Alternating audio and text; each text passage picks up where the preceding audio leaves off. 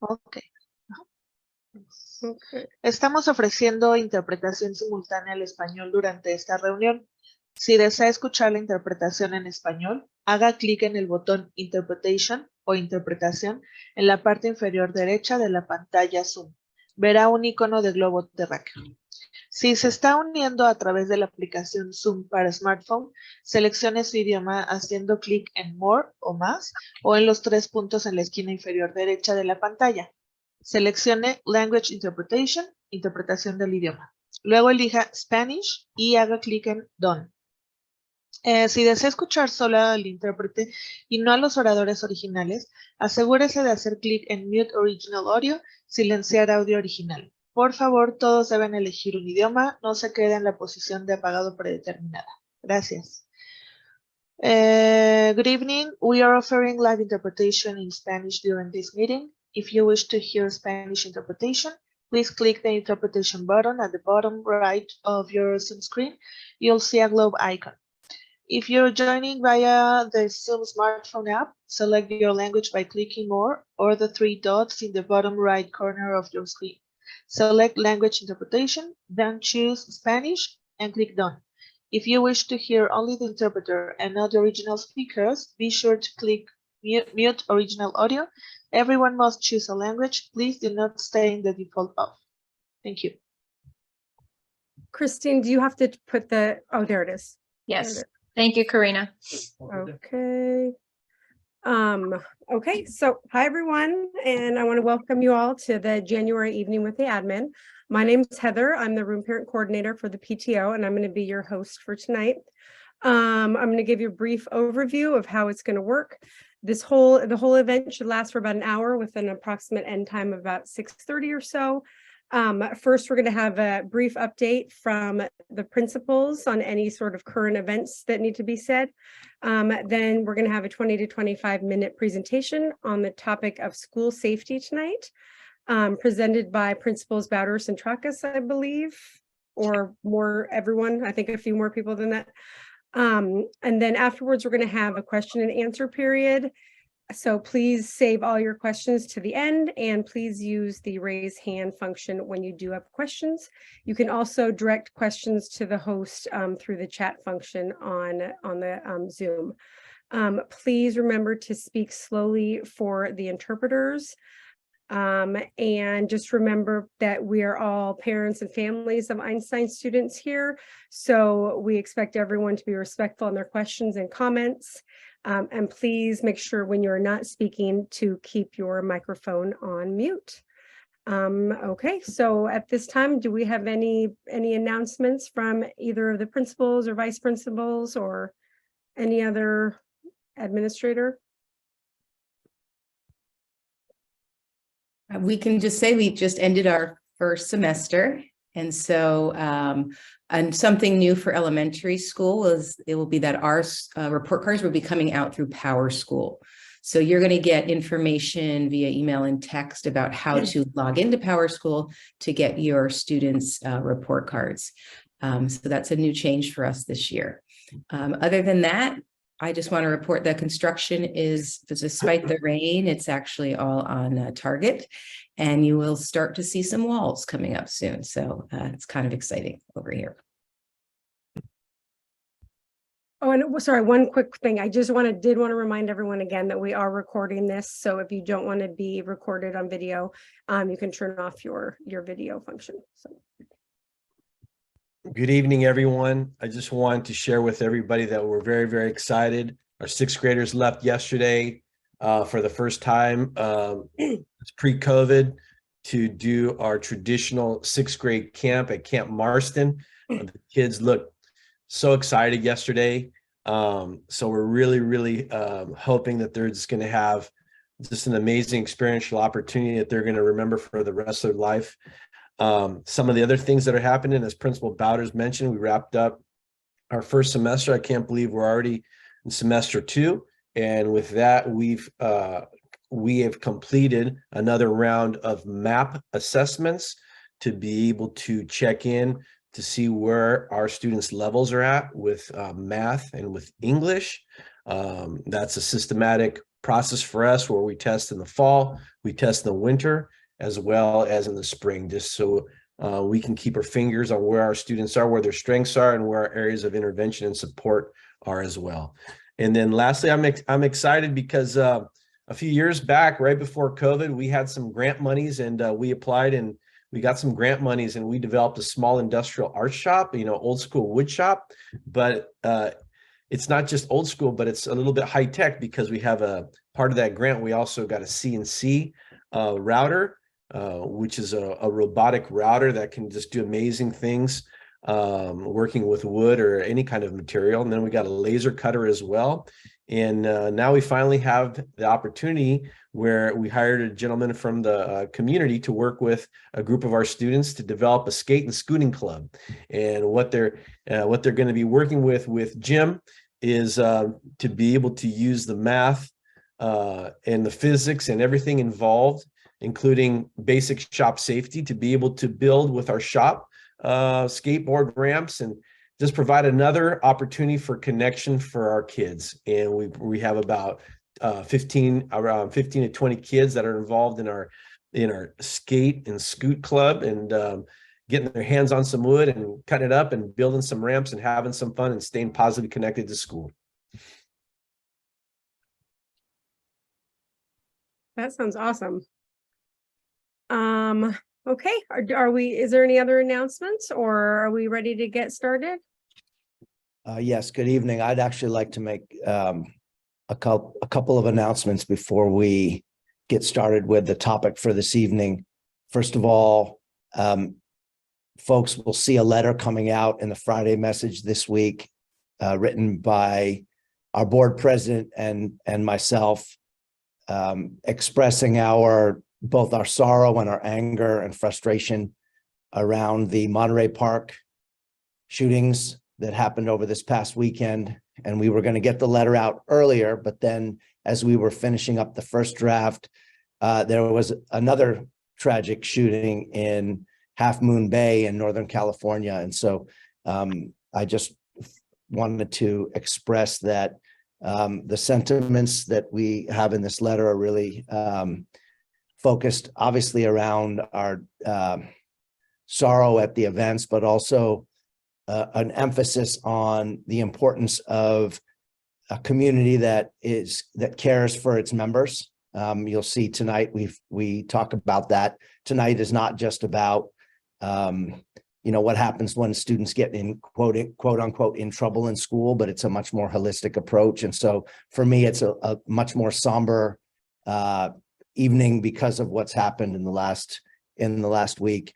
The other piece is that if you watched the last board meeting, or you paid attention to the messaging that came out after that, our board approved a resolution to delay the opening of our high school. Originally, that was slated for fall 2024. It will now be fall 2026. If you go back and look at the messaging around that, we included the resolution, and basically it's because of supply chain challenges that the district and contractors are having. The building just won't be ready. So the board made that decision.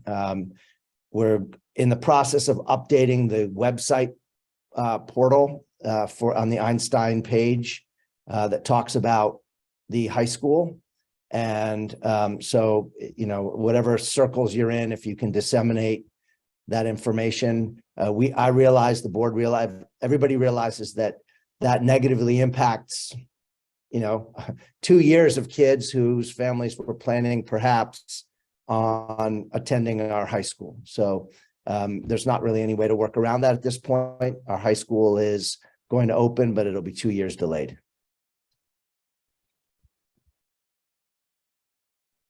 So that's my few comments there. Okay. Are we ready to get started? Who I don't know who's planning on sort of presenting first. Yeah. So I will continue. You haven't got rid of me yet. We're going to get to the principles in a little bit. Okay. But I'm going to, first of all, I want to start by thanking everyone for joining this evening's Evening with Administration. I want to thank the Spanish interpreters, the ASL interpreters, and all the parents, and also the Friends folks who are all volunteers and are joining us this evening. I hope I'm not going to miss anybody, but I wanted to, by way of introduction, you already met the principals. We have our middle school assistant principal, Mr. Diaz, on the call as well. We have Grace Ridgway, who's our special education director for our whole LEA. And I'm not sure if Michelle Guarino is on here. I know she's getting ready to travel to an IB training out of the country. But she is, if she's not here in the Zoom, she's here in spirit. So that's who's here. And then Kathy Montez, our finance and operations coordinator, is also on the call. So we're going to be kind of dividing and conquering in terms of this presentation. And so I think let's go ahead and get started. Our objectives for today are to try to gain a common holistic understanding of what safety means for AEA and our community in general. And then to learn a little bit about what AEA is doing in the area of school safety, and not just four walls with high fences, but again, a holistic approach to school safety. So definitions are important. Anytime we talk about, and when we used to do this as a parent university in person, we used to say, hey, turn to your neighbor and talk about what a safe school means to you. And that was really instructive because some folks would talk about the social emotional side. Some people would talk about a school where it's impossible to breach the bunker. Other people would talk about a school that has open arms and anybody can walk in at any time and hug people, and it was a real family environment. And so we thought it would be useful to underline the definition that we use, which comes from the National School Safety Center. And I don't want to insult people by me reading this, but I think it does merit some discussion or thought. So a safe school is a place where students can learn and teachers can teach. Those are two really critical pieces. Without that, it's not really a school. In a welcoming environment, free of intimidation and fear. It's a setting where the educational climate fosters a spirit of acceptance and care for all students. And I want to emphasize all there. Where behavior expectations are clearly communicated, consistently enforced, and fairly applied. Later on in this presentation, the principals, with a little bit of color commentating from me, are going to talk about the behavior expectations, the policies, enforcement of rules, and also consequences. A safe school is also one that is prepared to respond to the unthinkable crisis. And I started out this by talking about two unthinkable crises that have happened just in the last week. You know, in the last 5 years, there have been 173, actually not counting these two, 173 mass shootings in the United States. We'll talk a little bit later about some of the federal responses to that. But Einstein, just as any other responsible organization, must have a plan to respond. And we do, and we'll talk a little bit about that. So that's kind of the definition of safety that we're operating on under this evening.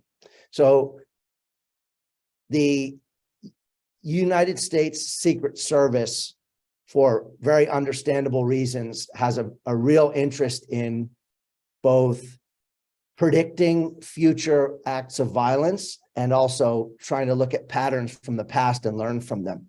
And so every 10 years or so, they do a study of unpredictable mass shooting events, and they try to look at patterns and see what we can learn from them.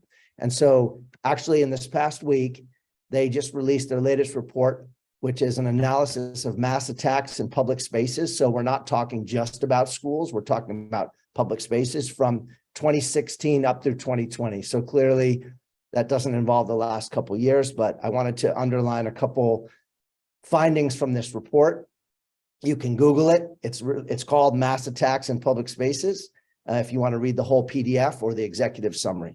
So it's one of the very few generalizations that the U.S. Secret Service does make, is that all of the attackers in situations of mass shootings actually, this is a miss. This is a typo. It should be the vast majority of the attackers were male. I think we've had a few outlier situations where they were female, but overwhelmingly male. One half of all of the mass attacks, the perpetrators were motivated in part, at least, due to a grievance, whether that was a real grievance or a perceived grievance on their part. And so the reason I wanted to underline that here is that it's important when we look at, and we talk a little bit later about what we do in our community to come together and to pay attention to the needs of others. Ignoring grievances is not only a disrespectful way to conduct ourselves, but it also could put us at greater risk. Next, please. One half of these mass attacks took place at a business. So it's important to note that today is not, I mean, obviously we're talking about safety in the context of schools, but really some of the lessons that we're talking about here can be generalized to the place where everybody works.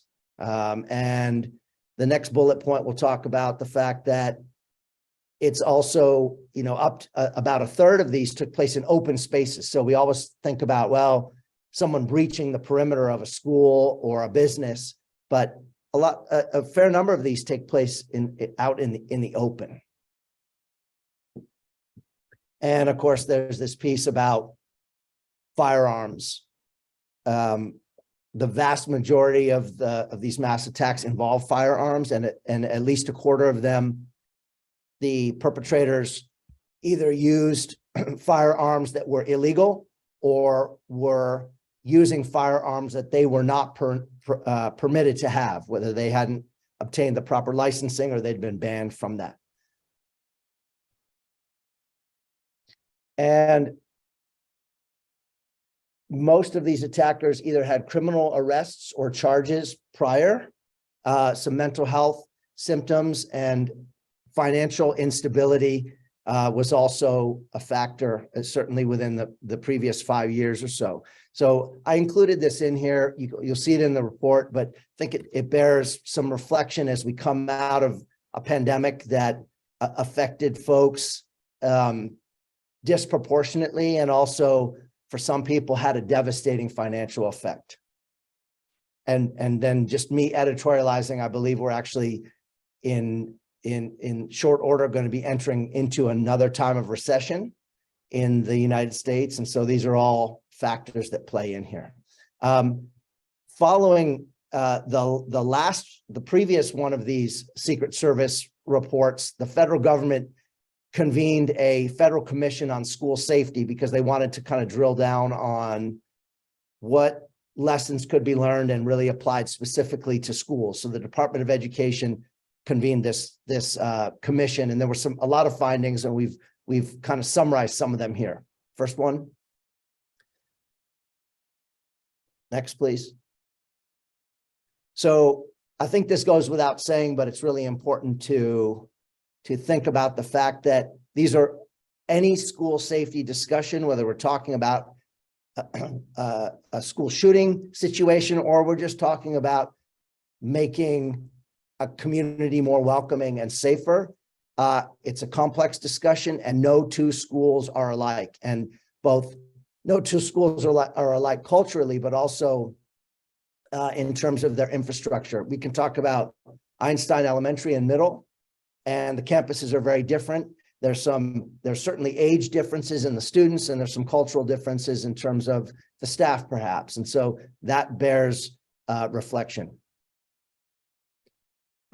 This federal commission talked about the importance of a positive school climate as a preventative factor against school violence. And later on, the principals are going to talk about what is being done at Einstein, some results of surveys from students, et cetera, on this topic. There's also an emphasis, and we know this plays forward. This was from 5 years ago, but it still holds true and is ever evolving, but the ever-present element of cyberbullying in the interaction of students. And I can say anecdotally that the vast majority, the older our students get, the greater the percentage of behavior incidents that we see have to deal with something that's happened online, on social media, oftentimes not even during school hours. So later on, we'll talk about that. And this federal commission found that principals and teachers know their schools best. So imposing ideas from the outside on what people should do is probably not the best way to proceed in this. They also underlined, and again, you'll see some through threads on this in the future discussion today, about the importance of school-based counseling and mental health services. And also the importance of training staff in active shooter remediation and protection. Later on, we talk about what Einstein has done for the past 10 years, actually, with the ALICE training protocol and what we train our staff in. This commission talks about hardening the perimeters, especially hardening the whole campus, but the perimeters in particular of campuses. And later on, we'll give you an update on that. And you know, perhaps this point should have been at the top, but this commission, and again, we're talking about the federal government. This isn't just a touchy-feely commission. This is, you know, looking at the entire country, and they emphasize the importance of knowing our community. And so the better we know who's in our community and what their realities are, the better we can support folks, and the safer we are, at least the better we can predict what may happen in the future. So with this, I will turn the talking stick over to Principal Bowders, who will talk to us about the specifics at a granular level of safety preparedness at Einstein Elementary campus. Hi there. Good evening again. Specific to our site, if we can get our first bullet up, we do have our front campus door locked with the buzzer system and cameras, so that we are able to see who is entering the building. And that's the only entry point once the day starts at 8:20 in the morning when the gates are closed. We have, and this was a debate a bit probably in this venue as well as in some board meetings about the closed campus.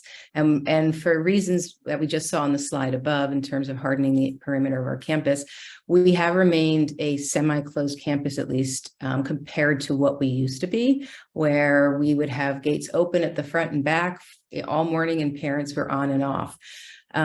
We learned, it was always a thing that made me very uncomfortable in a lot of ways, because we had less control of who was coming in and picking up students.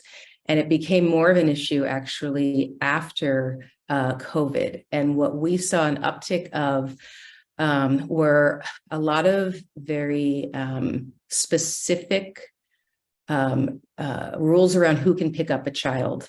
They're due to separations and divorces, and teachers and all of us who work the gate have very specific instructions of who can and cannot pick up certain children at different times. And so with an open campus, that made it's virtually impossible for us to watch everybody who's walking on. And so that was a bit of a new experience for us when we returned back from COVID, and just some more contentious situations than we had been used to prior. Nothing that, you know, we can't handle, but it was just, it was a longer list of who was needing to pick up the kids at different times than we were used to. So that became part of our decision. We do have the sign-in process when you enter the campus, where you do share your ID, and if we are alerted if there are issues with the people who are signing into our campus, and you are asked to wear a badge at all times. We have our monthly drills, which include our typical fire, earthquake, We have, stay in place shelter drills as if there's an outside emergency, that potentially a natural disaster, we needed to stay inside. But we also do lockdown drills. And for us at elementary, it's very age appropriate and specific. We don't want to scare our children in a lockdown drill, but we talk about preparing the adults. So sometimes the kids don't necessarily know what's going on depending on their age level, but the adults do. And we're practicing calling in, making sure classrooms are locked, making sure all the students are accounted for, all the adults in the building are accounted for. And so we do those drills as well.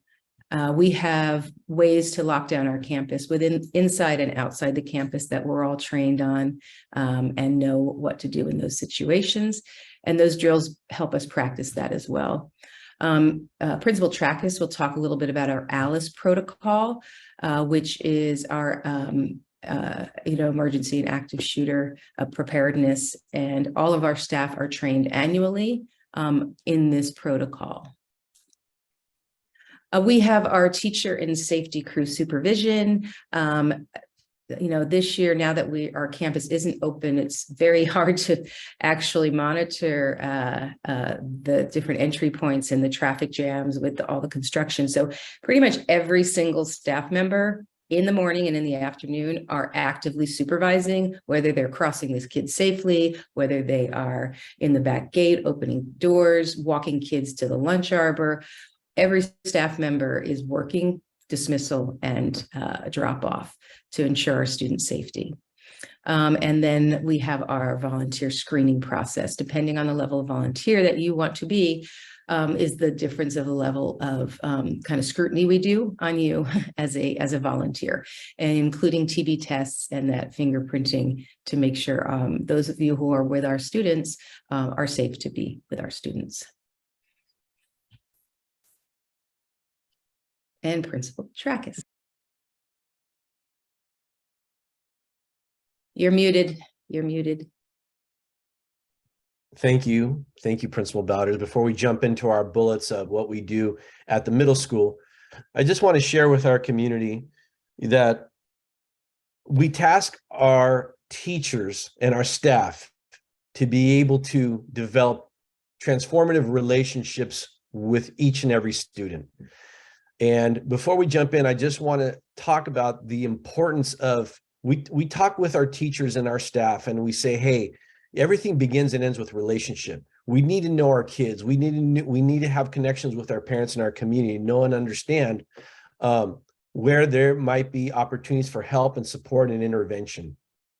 So I just want to be able, as Dr. Shigureta had outlined before, that is so important to what we do in terms of safety, health, well-being, knowing and understanding that our kids are supported psychosocially and they're ready and they feel safe to learn. And that's so important. And it's no mistake that every morning and every afternoon, you'll see a number of staff in the front as we help out with traffic. But what we're really doing is scanning to be able to see if there's something going on, if there's something not right. Maybe if one of our students comes out of a car and they might be in tears or having an issue, that we can be proactive in providing help and support whenever we can. And that's the spirit in everything that we do, is to try to be proactive, because in many of these instances, we can't ever afford to be reactive. So I just want to share that with everyone, and also share that we have the luxury of having almost blanket surveillance at the middle school. We have over 50 cameras, which gives us the opportunity to monitor our kids, to find out if there was an incident, what really happened. So that's a privilege for us. We have an active PA system where we can be able to alert our staff and our students whenever we need. Our entrances are locked. We have limited access to our building, and the nature of the way that our building is and the construction of our building. We have only a handful of entry and exit points, and those are monitored, and there's cameras, multiple cameras that survey those entry points. We practice simulated intruder drills amongst the many of the disaster drills as well that we practice monthly. We have new lockdown mechanisms where it gives us the opportunity to be able to lock and secure our doors for every level as well as for every classroom at the middle school.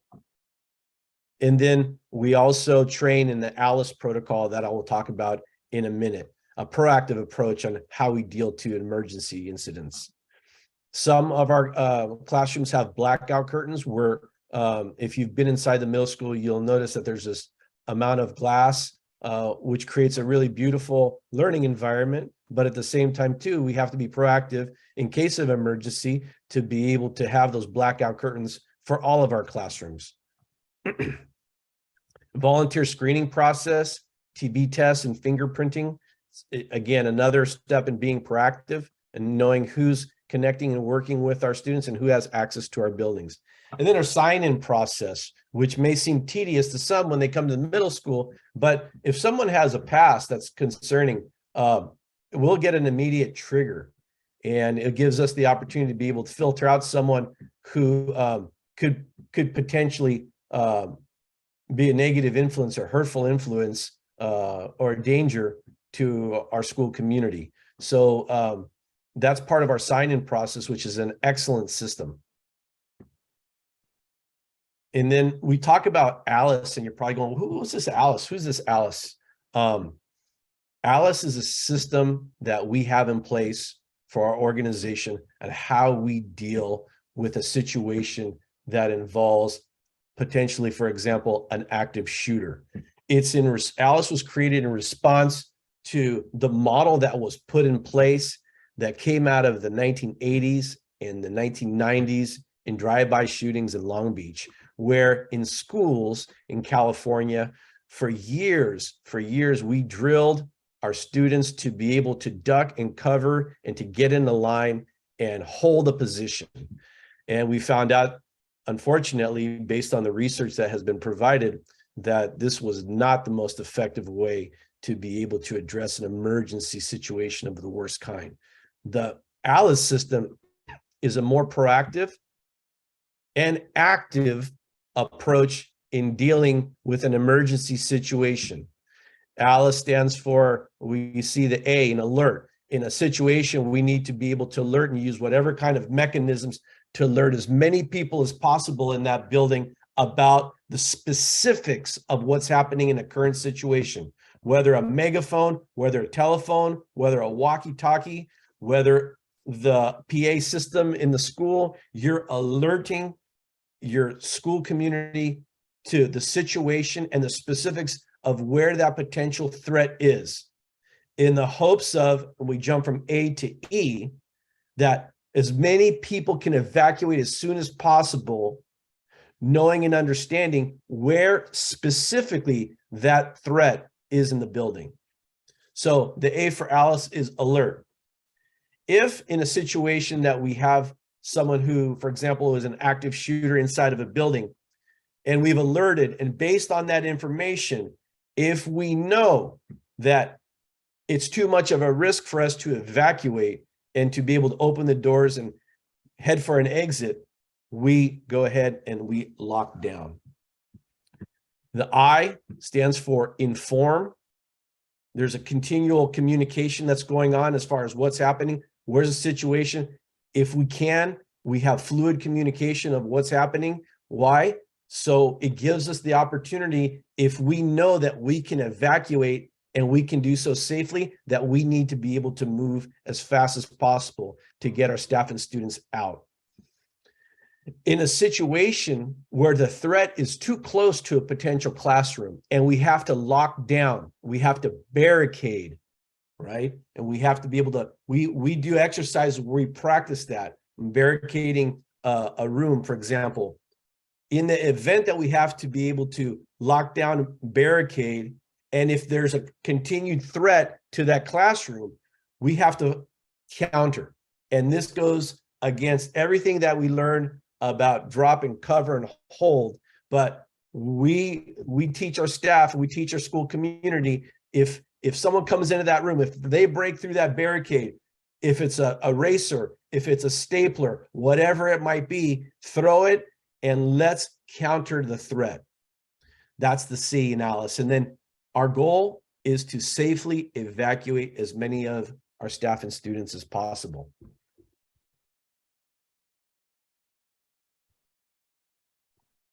Okay. When we think about safety, we also think about health as a safety measure for our students. Some of the measures we have is, first of all, there's some of it is mandated, but the ongoing monitoring of our student vaccinations and what students have allergies, any medication, and that's ongoing for our students' health and safety. We have the industrial grade air purifiers in all of our campus areas, classrooms, and then common spaces as well. We have Narcan for any community member who would need it if there was a potential overdose. And we have people who are trained. We have doses at each site. This was a new addition to what California schools have been able to provide for our communities. We have our AED devices, which are the defibrillators that are at both campuses, and we are also trained as a staff how to use that, as well as our CPR. Those are ongoing trainings that our staff participate in annually. We, of course, have our COVID testing, which we offer weekly on Mondays to students, and as we continue to follow the decision tree. And we also offer kits to any family who needs one at our campus. We do an annual survey of our students, how they feel about their schools. It gives us a lot of great information, and with the school climate survey. And I know the middle school and elementary, it's slightly different, obviously, because their ages are different. I think everyone in middle school takes it, but at elementary, it's our 4th and 5th graders who take that. Oh, we go backwards. Okay. Andy wants to chime in here, and then I'll chime in the next one. Yeah, ultimately, our goal is that we want 100% of our kids to feel safe 100% of the time. And that's our ultimate goal. And to be able to put measures in place to make that happen. Even if there's a small percentage, we take those, if there's a small percentage of students who might not feel safe, we don't look at it as, oh, there's kids that are just flying through and just filling out whatever bubble. We take it very seriously, and we continue to be able to support, to educate our kids that how important these surveys are. But at the same time, too, our ultimate goal as a community is to ensure that all of our kids, 100% of our staff, and 100% of our kids feel safe 100% of the time. Yeah, and we obviously target our 4th and 5th graders because it is an online form and it's easier for them, but they've been through the school, a lot of them for the K5, K4 years, and so they have a good historical knowledge of their brief history of being 10 or so, but they have a good historical knowledge of our campus, so we survey them every year. And so we talk about responses to student behavior, and just as Principal Trackus said before, we're looking at a proactive approach, and we've spent a lot of time and a lot of work with our staffs on really developing the socio-emotional learning and opportunities for our students. And so that is creating clear expectations with the students and norming those expectations, practicing them, and putting it into kid language as well as developmentally appropriate. We really focus on the restorative practices, and Dr. Diaz is going to talk a little bit more about that. Looking at, misbehavior, if there's a misbehavior, there's usually a root cause of that.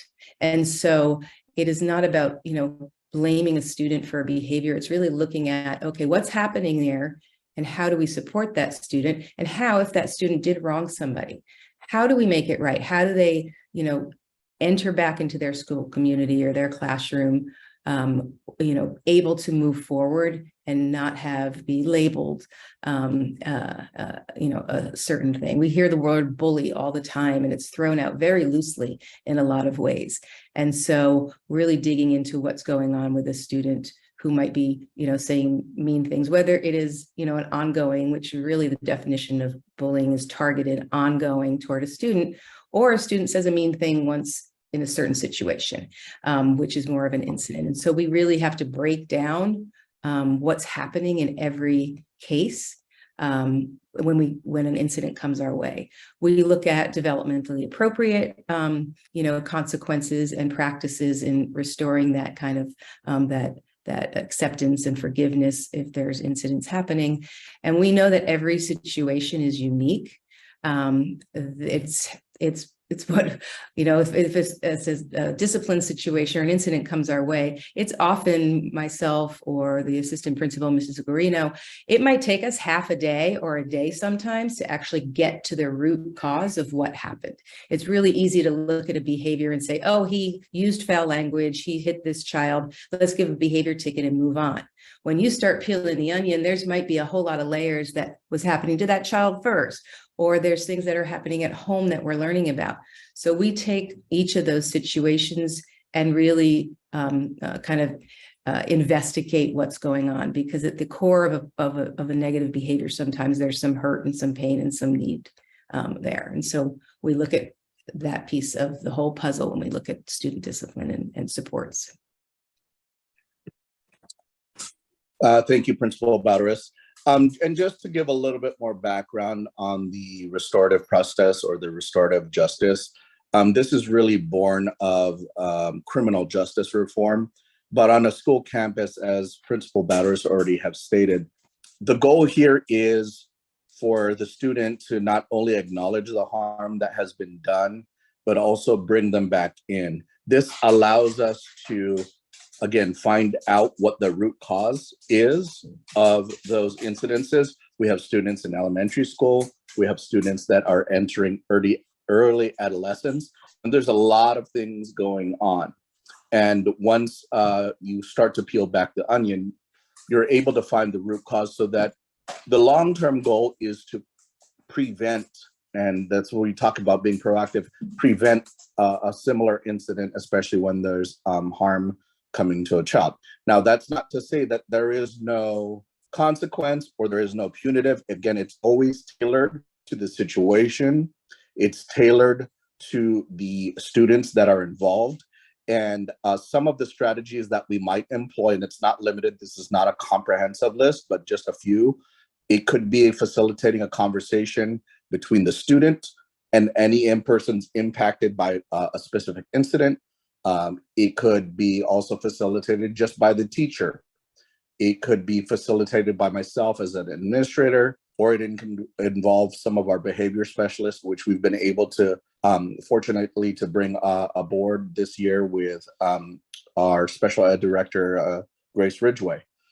The goal here is to assess all of the students' needs and responsibilities that are involved. And often, even a couple weeks after the incident, we will go out and revisit with those students to continue to monitor their progress and revisit any issues if they continue to arise. And that's the broad stroke of it. Now, this is something that was started and implemented before the pandemic, but the need for a restorative justice program and process has probably shown itself more, especially after the pandemic, with all of the different situations that kids are encountering, whether they were at home, and as we've already stated, identifying those root causes. Okay.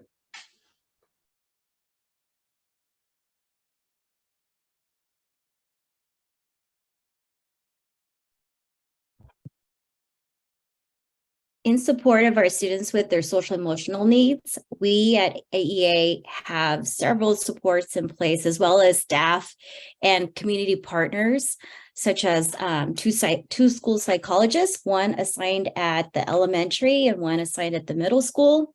We have one school counselor.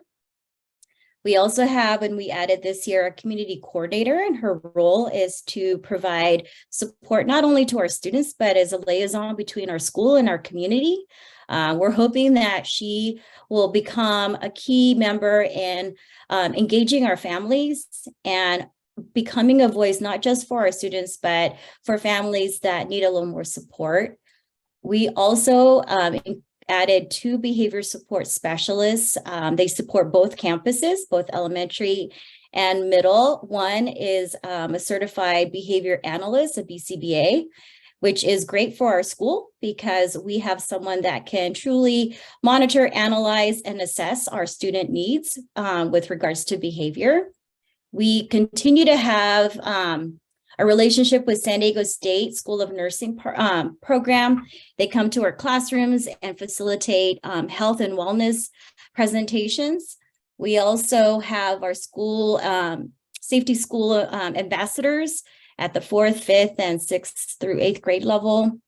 We continue to have a community connection with the communities that support mental health.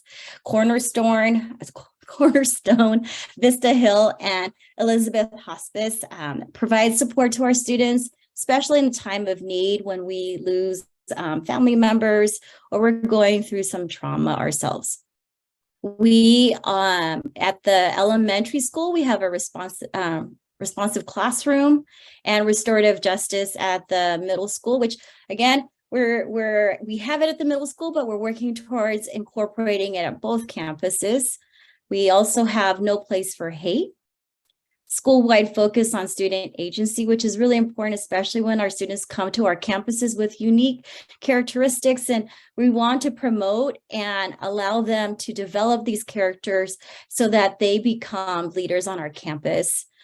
We have after-school program, After Stein, AEA hotline. We're also working with Dr. Mendez on a trauma-informed approach, learning to recognize what our students come in with every day. Our students bring with them a lot of added trauma or even just stress and anxiety. And so learning to recognize those and being prepared to support those in the classroom. And then with our parent universities, we're actually, we take the time to think about the topics. We want to look at what's actually happening on our campuses and looking at ways to engage our parents and providing them supports and strategies to use at home. For example, at our last parent university, we had our behavior support team present and sharing some strategies on behavior, especially during times when they are unstructured during vacation. And we're also hoping later this spring to bring back our behavior specialists to prepare our parents, especially for the summer, again, during unstructured scheduled and activities that they're normally not prepared to manage. And before we get to the last slide, I do want to mention, one of the things that both of our schools have implemented is time in every day or every week for our teachers to check in with our students. And I know middle school started an advisory period this year, and elementary does what we call morning meeting. And when you talk about knowing our community and checking in with our kids, these are time that we have set aside specifically for kids to talk to each other, talk about things that might be on their mind, build a community, build trust within their community so that we're more aware when something actually does happen and is going on in their lives.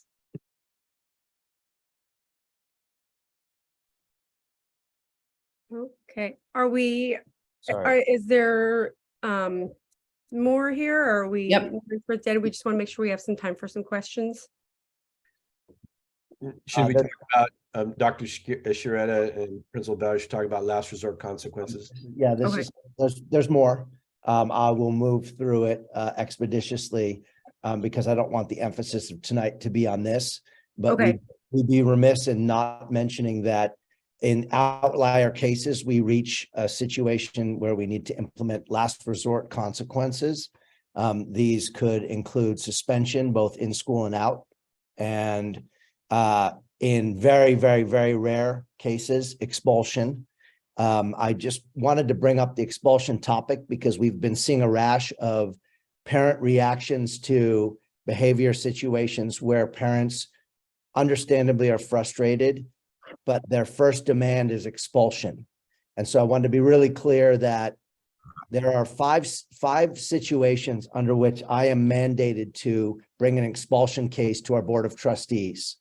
If a student possesses or furnishes a firearm to another student, if a student brandishes a knife at another person, if a student unlawfully sells a controlled substance, that doesn't mean they're found with marijuana on their person. If they're selling it, distribution, if they commit or attempt to commit sexual assault or battery, and the last one is somewhat related to the first in that it would be the possession of an explosive. Those are what we call kind of the big five, and I'm mandated under California Education Code to bring an expulsion case to our board. All expulsion cases have a very strict timeline, have due process protections, and they're almost like a court hearing, kind of Einstein court hearing. And so, you know, if I never have to do another one, I'll be very, very happy. It's not something that we do very often at all. I want to also mention that expulsion does not mean you go off into the wilderness and never come back. Expulsion means really a change of placement to another educational setting. And so in very, very rare cases, you could imagine if one of these were the case, some of them would potentially involve law enforcement. At that point, we step aside. But then at the point that the student re-engages with another school or another LEA, another school district, we're responsible for making sure that we get them information and that student gets the appropriate support. We're talking about minors primarily, certainly at Einstein, 100% right now. And so I just wanted to kind of make a comment that, I've been reading recently because I follow education news pretty closely, and there's been a rash of calls around the country for very strict and draconian discipline consequences for behavior. That pre-pandemic districts were doing restorative justice efforts, and then after the pandemic, there have been some spikes in behavior, as Mr. Diaz kind of referenced, and folks are frustrated, understandably, and they come into a school board or they come into a school and they demand really strong behavior consequences. It doesn't mean that we're never going to suspend a student, but if you hearken back to what we talked about prior about the perceived grievance piece that happens and is potentially a motivator for kind of more serious violent events. I wanted to bring this up, and it's controversial for me to speak about it, but I'm going to say it anyway because I feel strongly. If you look at the Uvalde, Texas massacre, because that's what it was, the student who perpetrated that had, and this is not me editorializing, this is from a Texas congressional report where they did an investigation. When they went back and looked on his computer and his phone, this is a student who had been Googling cures for dyslexia. And this was a student who had not received the appropriate services at school, was frustrated, was beyond, just was lost. And then that affected his attendance. And after the better part of a year where he did not attend school, the district, Uvalde, Texas School District, involuntarily disenrolled him. They basically did what we would call a soft expulsion, which I call educational malpractice of the highest order. Student is no longer connected now to an educational community. That doesn't mean it explains away what he did, but I think it's instructive for us to think about. So these are all really last resort consequences. By the way, they're driven by a AEA Board of Trustees approved suspension and expulsion policy. You're going to see in the next month or two that we're bringing forward some revisions to that policy. We revise it every year because the law changes. So stay close to that process as well if you're interested in attending our board meetings or watching them online. And with that, I hope we brought it in 3 minutes ahead of time. And I guess, I'll let the moderators decide how much time for questions, et cetera. Okay. Well, I'm hoping that people might not mind staying for a little bit extra, so because I know we have a lot of parents on here, and I'm hoping that we can at least get 10, 15 minutes of questions going if possible. So I'm just going to start right off the bat here with Matt. Thank you all for that presentation. I think it was very informative, very, very meaningful for me. There were two questions I had. The first was, I appreciate the presentation about the ALICE training, but in the original discussion about safety that I think happened last year, Mike, I had asked a question about medical training and hemorrhage control. And I wondered if somebody could comment on what training the staff does have in that situation, given the school shooting in Texas and the idea that maybe the police didn't go in for an hour and so kids were bleeding.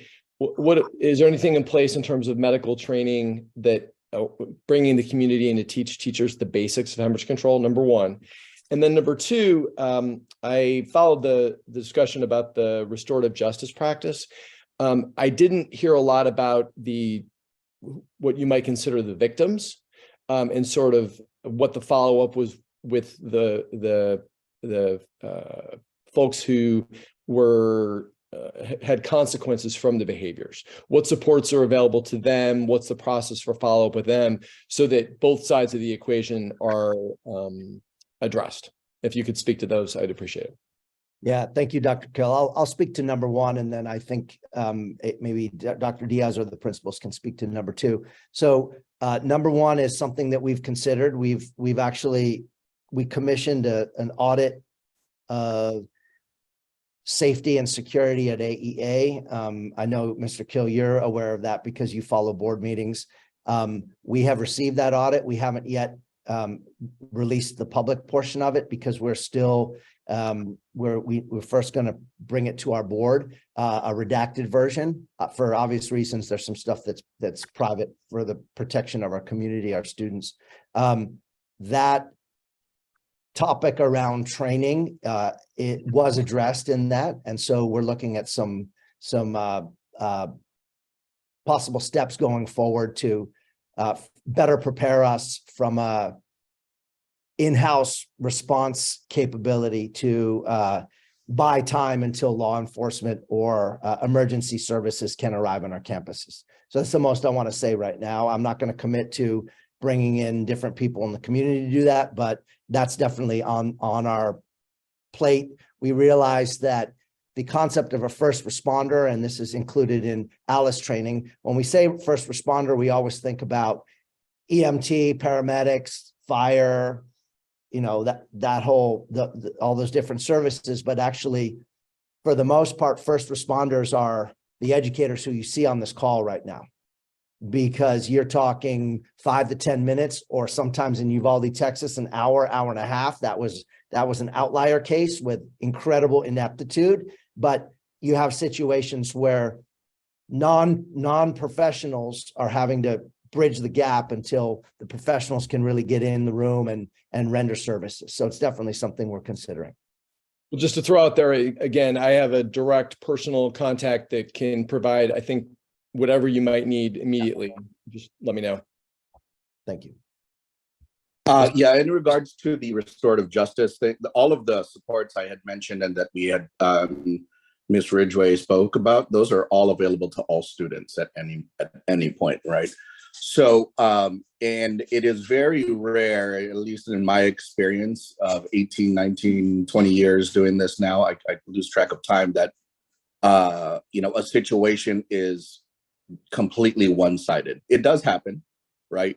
But that's part of the restorative justice protocol, is to find out exactly what was the root cause.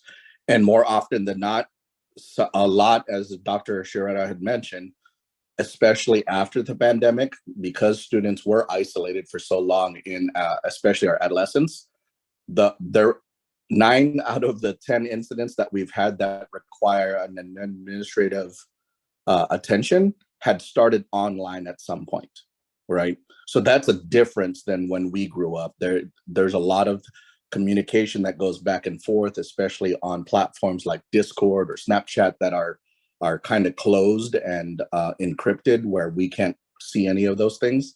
But all of the support services, the proactive supports, especially with our behavior specialists that we have this year, those are available to all students at any point. Yeah, I and hope that clarifies.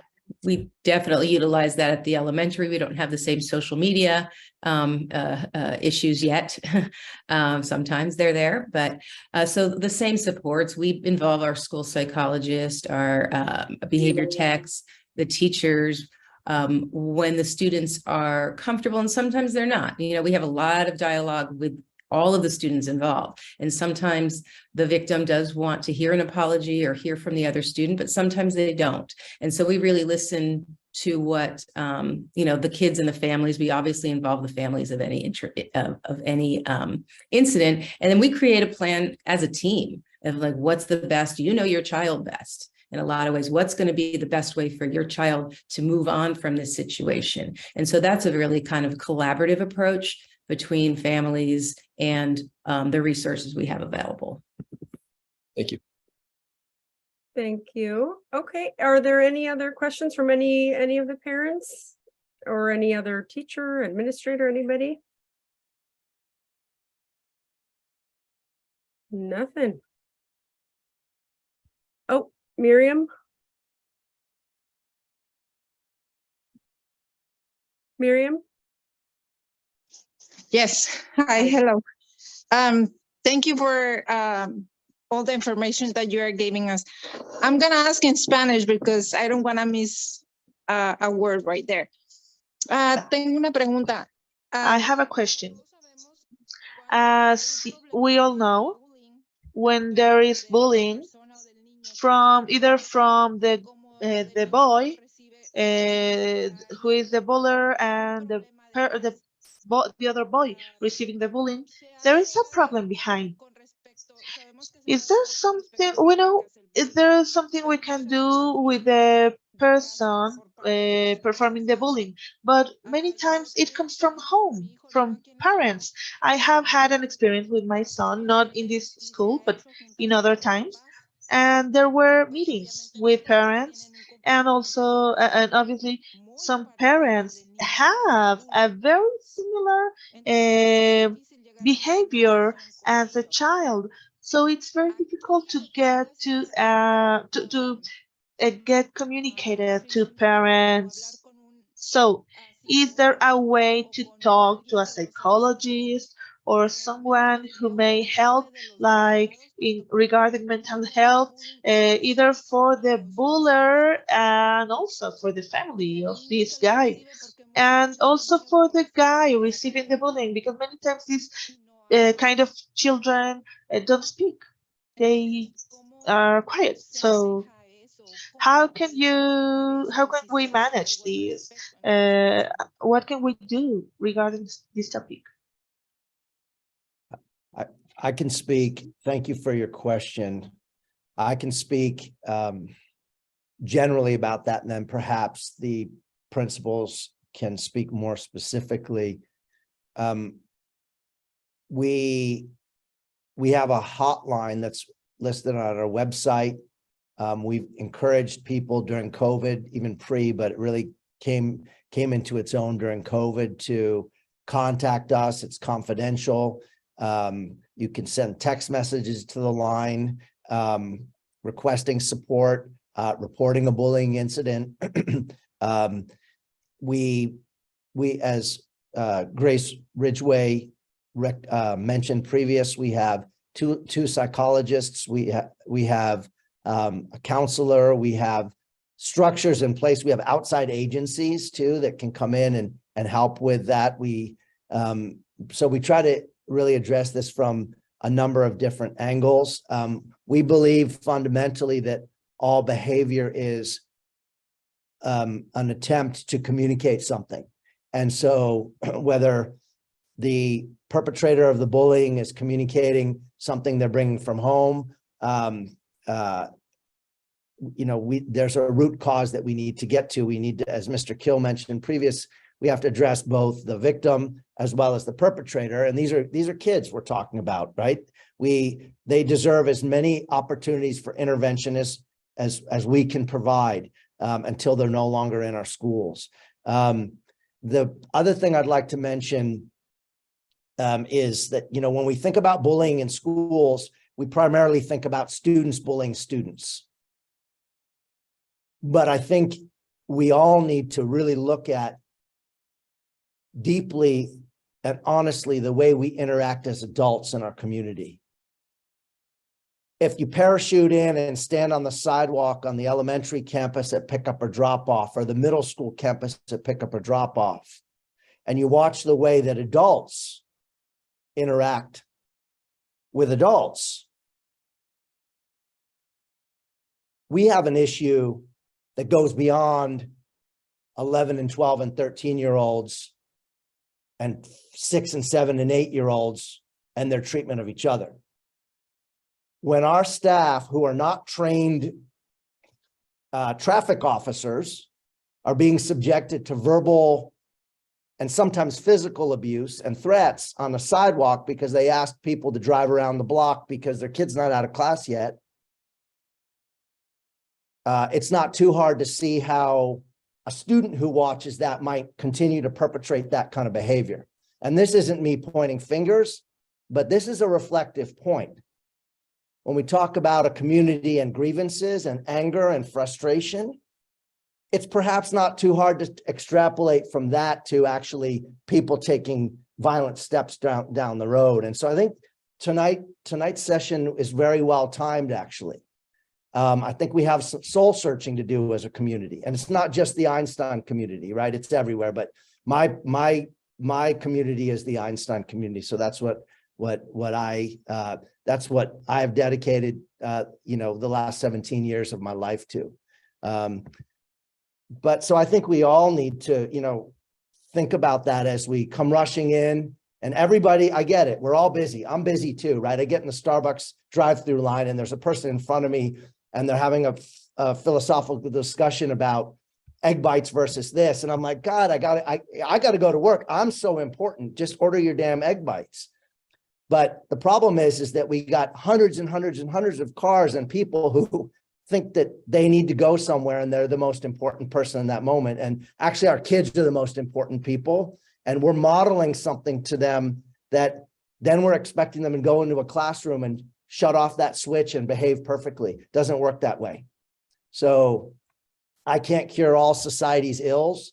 I'm still just working on myself at the drive-through, but that's definitely something that we need to really focus on. We can't have San Diego PD out every day to try to get people to behave differently. That doesn't work. They don't have the resources, right? So it must come from within. So I'll get off my soapbox, and perhaps there are some of the people who are closer to this in the organization can speak to addressing the perpetrators and the victims in a bullying situation. Okay. Do we have any other questions?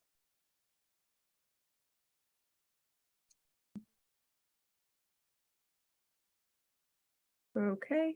I would just like to say really quickly, if I could, Dr. Shredder, I think that's exactly why these events are so important, because I've been a parent of a student for 8 years now, and that is one of the best things that I've ever heard you say.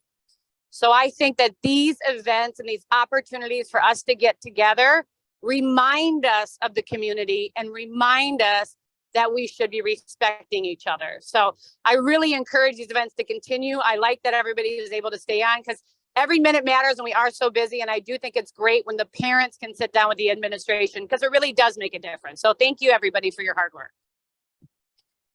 Thank you. Okay. I guess looks like that's it. And I again want to thank everyone who talked tonight. I think that this was like a very important topic, and I think that we got a lot of information that us as parents might not have sort of realized or known before. And I know that it might have given us some ideas for other resources that we can sort of look to for guidance for other things regarding our children's safety. And I hope that this made some parents feel a little bit better about some things. So thank you guys all again. And I hope everyone can join us for the next Evenings with the Admin on February 22nd at 5:30 again. And the topic will be announced about a week or so beforehand. And I think that is it. Thank you all. Good night.